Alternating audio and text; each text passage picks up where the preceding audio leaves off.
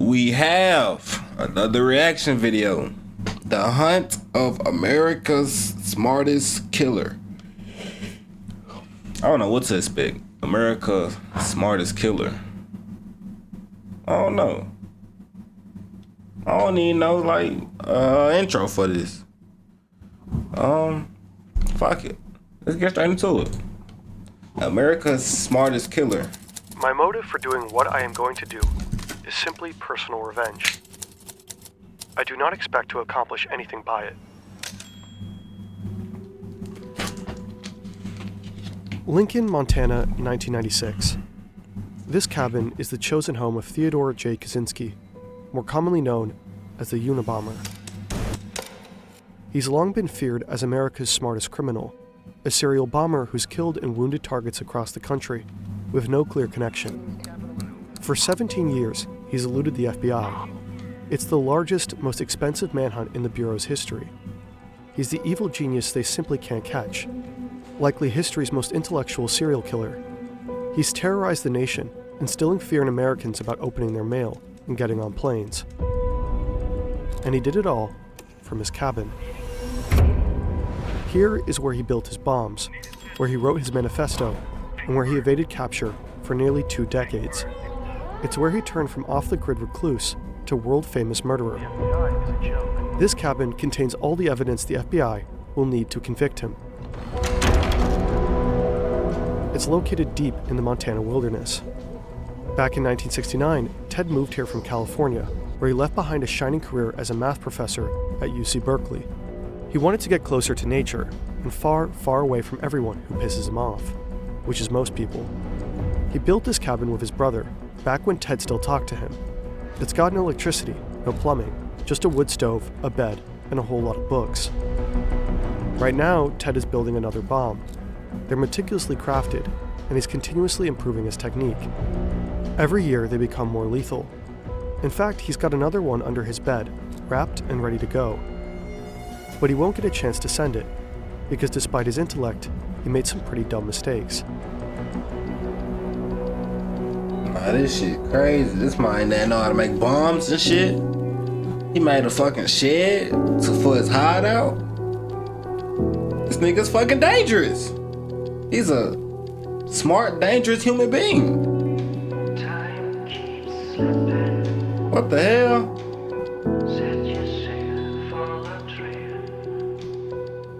Scared niggas like him. His head down and out to make nuclear bombs.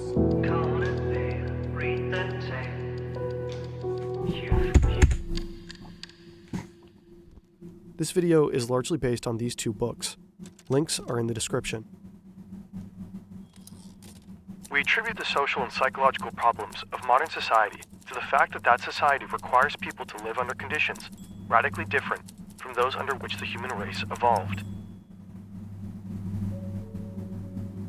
Born in 1942, Ted grows up in a pretty average family in the suburbs of Chicago.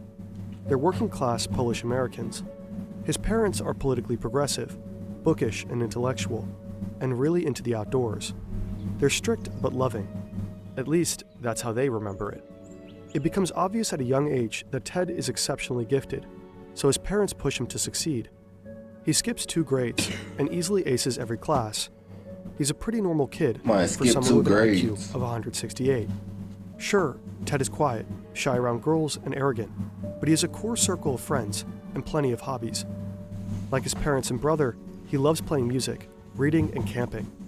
People like Ted. They'll later remember him as a sensitive, respectful kid.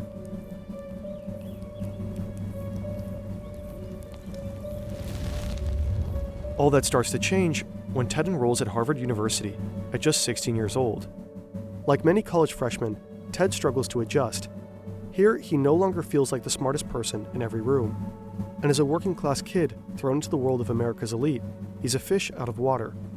Other students and even faculty mock his shabby clothes and blue-collar background. He's deeply bothered by their snobbery, pain that will follow him through life. Ted's also just really young, younger than almost everyone else on campus. As an adult, Ted will write his mother furious letters about this.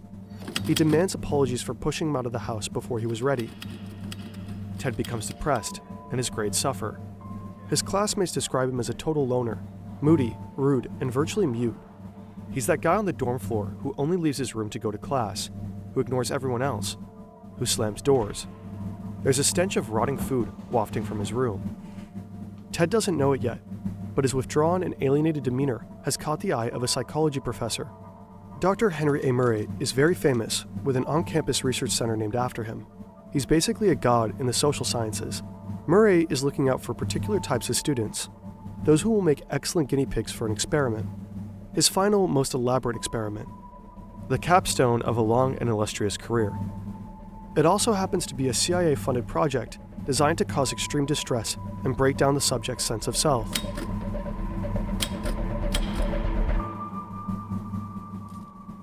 Clearly, we are in a position to do a great deal of damage, and it does appear that the FBI is not going to catch us anytime soon. The FBI is a joke. It's the 1970s in San Francisco. The city is a hotbed of anti-government activity. There's outrage over the Vietnam War. Protest bombings are a regular occurrence. Explosions happen every week up through the mid-80s. The FBI dubs it the Belfast of North America. Radical far-left groups like the Weather Underground and the Symbionese Liberation Army claim credit for many of the bombings.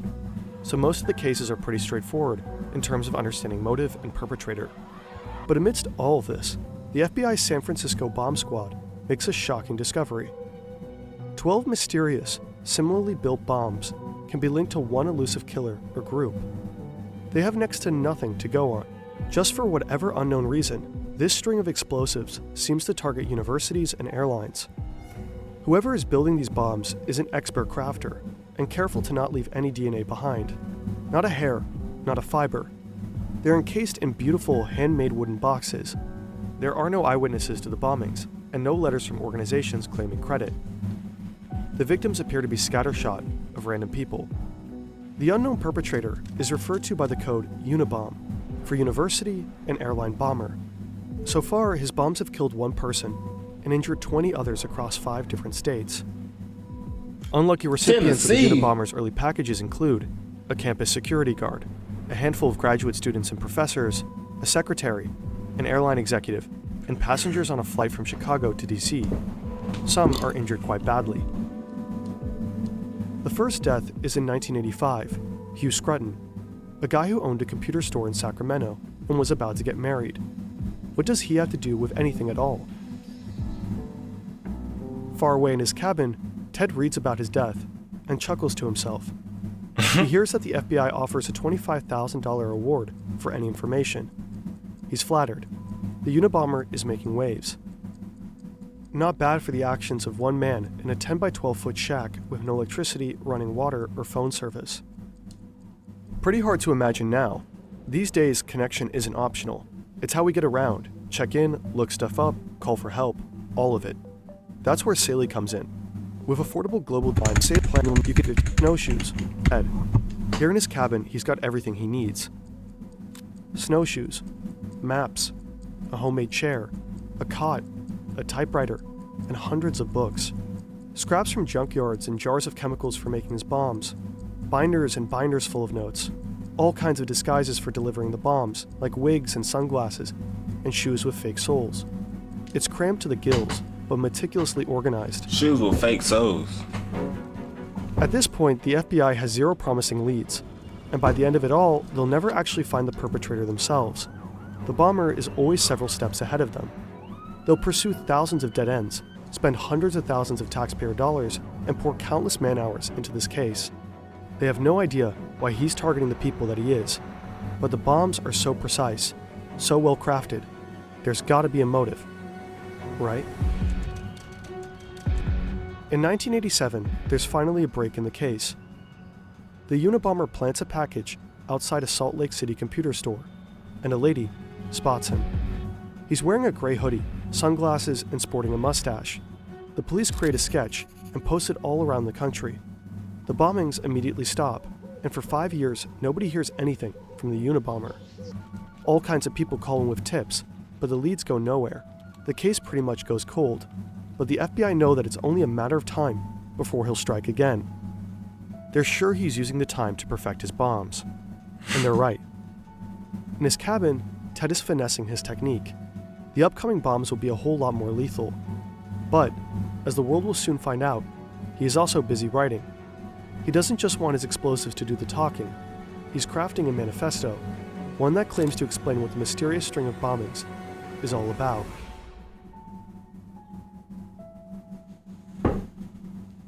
The technophiles are taking us all on an utterly reckless ride into the unknown. Back at Harvard in 1958, the United States is experiencing huge shifts in culture. The button-up 50s are drawing to a close, and the nation becomes swept up in the space race, the civil rights movement, the sexual revolution, the environmental movement, the explosion of drug culture, and all the while, the Cold War is escalating. The American military is paranoid that communists have developed mind-control drugs and brainwashing techniques, and they're eager to catch up, so they're covertly experimenting with ways to manipulate behavior. U.S. intelligence officials are especially interested in developing a perfect truth drug for interrogating enemies, and they believe LSD might be it.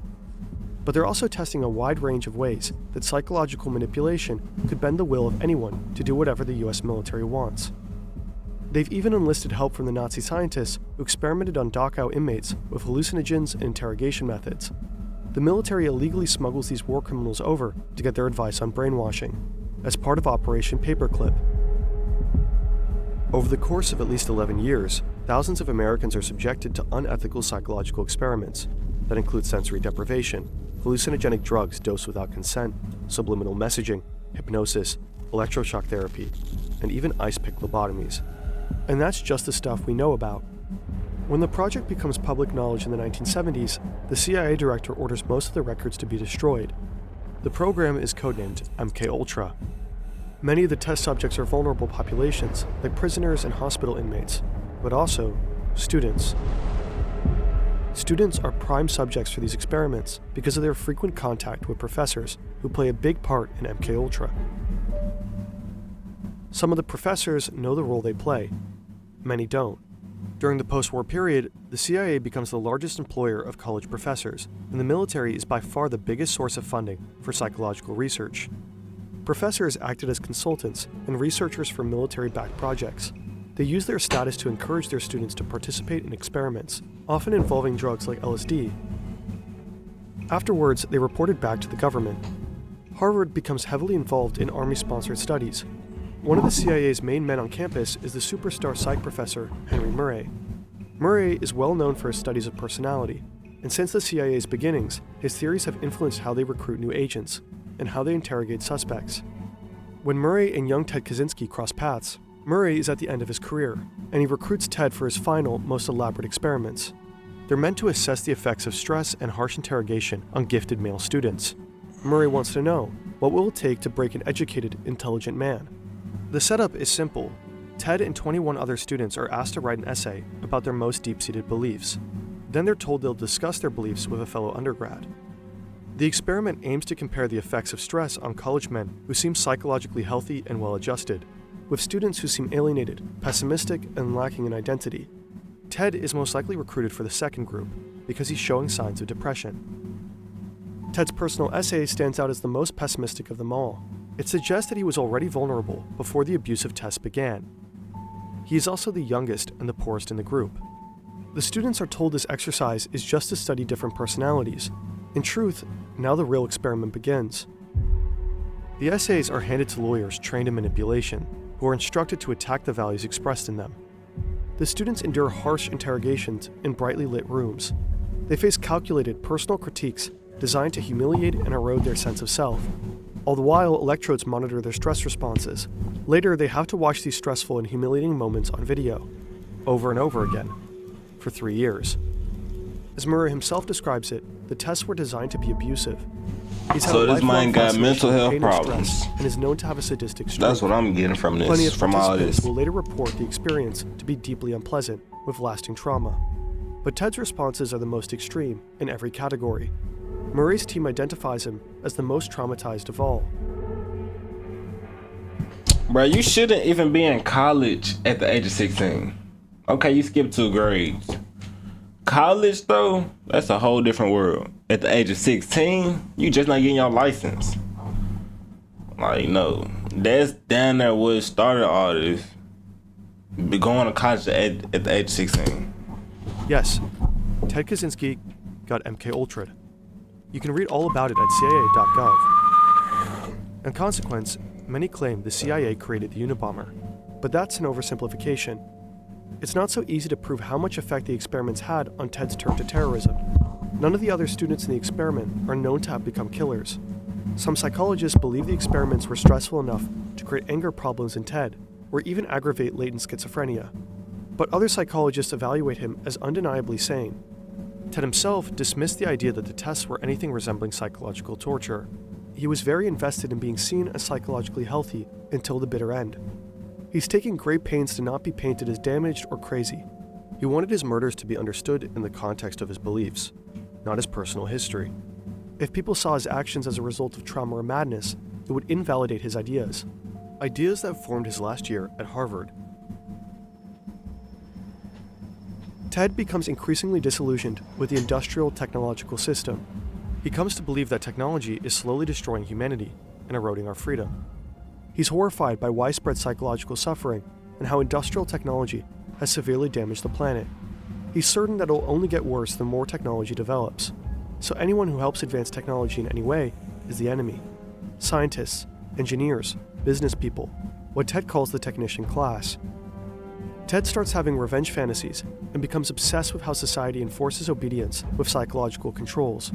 He daydreams about breaking away from society and living off the grid. Ted graduates Harvard and goes on to get his PhD in math at the University of Michigan. He's quickly establishing himself as a brilliant mathematician and is offered a tenure track position at UC Berkeley as their youngest professor ever. His students don't like him very much, but he's publishing groundbreaking papers on boundary functions. But Ted resigns one day without warning. He tells his family that he's done with teaching math to future engineers who will advance the industrial technological system and continue destroying the planet. Ted buys a bit of land near Lincoln, Montana, and builds a cabin with his brother. He's ready to escape the advanced technology that surrounded him at UC Berkeley. He wants to live a simpler life, far away from everyone he's ever known. And then, he starts to build his first bomb.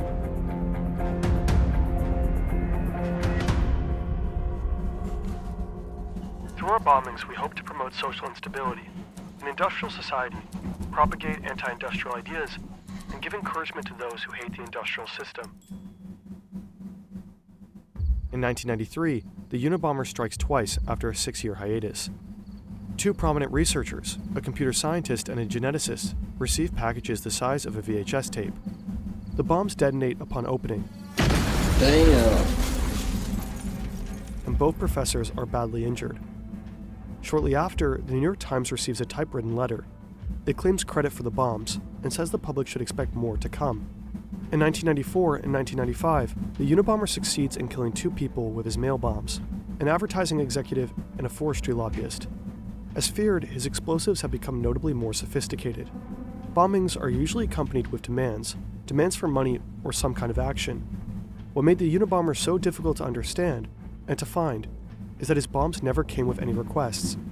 They seem to be built only to cause fear, injury, and death. 17 years after starting his bombing spree, the Unabomber finally makes his demands known.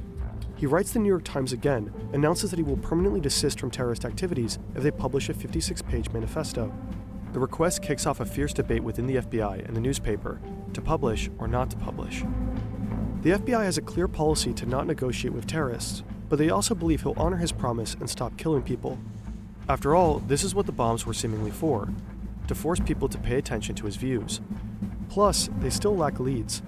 If the public reads the manifesto, someone might be able to identify the Unabomber, so the manifesto is published. The FBI decides it should just be the Washington Post, though, because it has fewer readers and the newspaper's stands will be easier to surveil. So they think. Interest in the Unabomber is huge. Newspaper sales hit a record high that day, with lines snaking around the block. Across the country, Americans are eager to finally read what the Unabomber has to say. The manifesto opens with an iconic line. The Industrial Revolution and its consequences have been a disaster for the human race. And though the manifesto is an argument that calls for dismantling industrial society, it's also, unwittingly, a self-portrait. Within its pages, the Unabomber has accidentally unmasked himself. David and Ted, though 7 years apart and very different, grew up close and loved each other very much. As adults, they had impassioned philosophical debates by mail and shared a lot of the same views.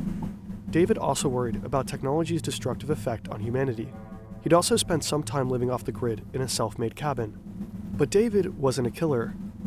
When the manifesto is published, he hasn't spoken to his brother in a long time. Ted cut him out when David got married and refused to answer any of his letters. David's wife Linda, a philosophy professor, has a funny feeling about Ted, whom she never met. As the bombings stack up and some of the timings coincide with Ted's travels, Linda tells David, "You've got a screwy brother. Maybe he's the Unabomber." David doesn't want to hear it. Linda doesn't know Ted the way David does. He'd never kill anybody. As a kid, Ted used to cry at the thought of animals getting hurt. But when the manifesto is finally published, David avoids reading it. He doesn't want to admit the similarities. That, like the Unabomber, Ted is an excellent carpenter, and that he had a lifelong fascination with explosives, and that some of the dates match up perfectly with Ted's travels. David only reads it when Linda insists. His jaw literally drops from the first few lines. The killer, like Ted, also hates technology. As it continues, David recognizes idiosyncratic word choices and logical arguments that Ted uses all the time. There is no escaping the truth. That's your brother, bro. Ted is the Unabomber. So after some moral qualms about betraying his brother, David alerts the FBI. That's your brother, bro. That's the truth. They are bound to make me out to be a sickie, and to ascribe to me motives of a sordid, or sick type. Many tame, conformist types seem to have a powerful need to depict the enemy of society as sordid, repulsive, or sick. Lincoln, Montana, April 1996. With a tip from David, the feds are staking out Ted's cabin. The investigation is meant to be conducted quietly, but they're interviewing local townspeople, trying to collect more evidence on Ted. Right now, all they have is the linguistic similarities in the manifesto and old letters from Ted that David gave the FBI. Not exactly cold, hard proof. Enough for a search warrant, but not an arrest. Rumors start to spread around town that Ted Kaczynski, their very own angry hermit, is the Unabomber. The plan is to draw Ted out of his cabin and get inside before he can escape or destroy any evidence. But they don't know if he has it tricked out with explosives. Nobody would be surprised if he did. Ted has no idea he's under surveillance, so when someone knocks and says some land surveyors need to talk, he believes them and opens the door. He wasn't expecting visitors.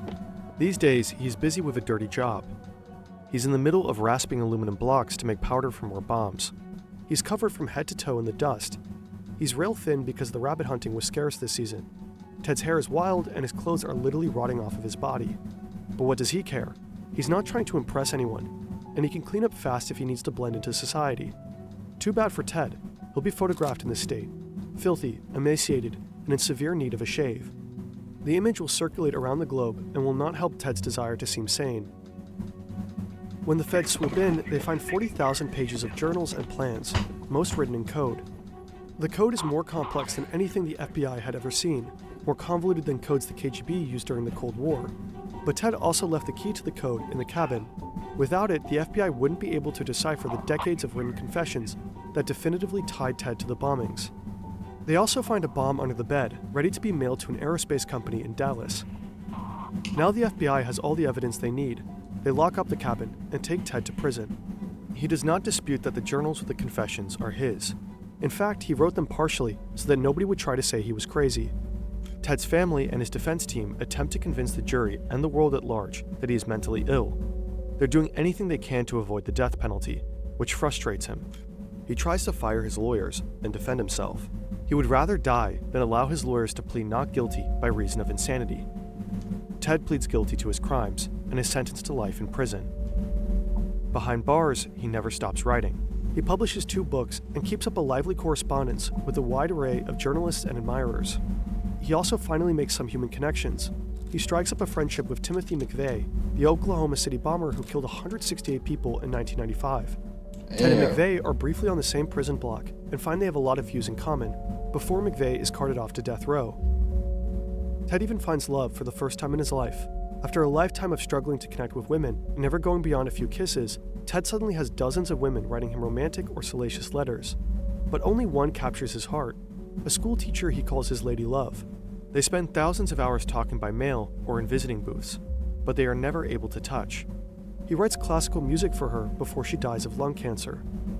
Later, Ted also develops cancer. When the condition becomes advanced, he dies by suicide in June 2023, 81 years old. Damn. The cops didn't even kill him. A political revolution.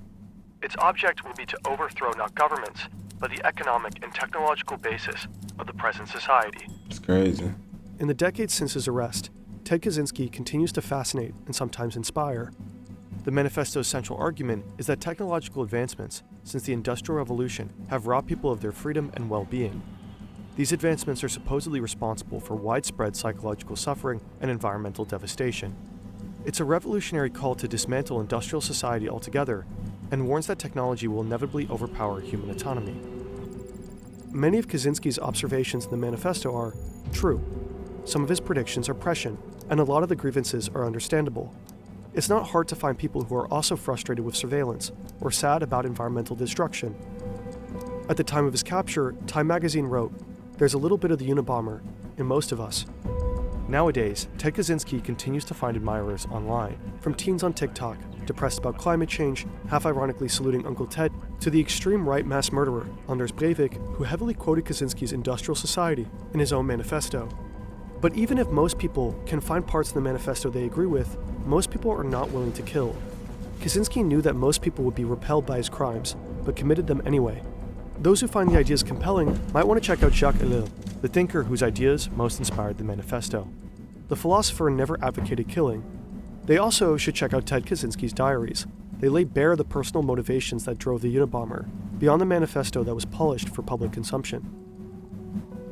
Technological society really did seem to anger Ted, but Ted was also very, very angry, in general. In his diary, Ted Kaczynski writes that he was happy to kill innocent civilians.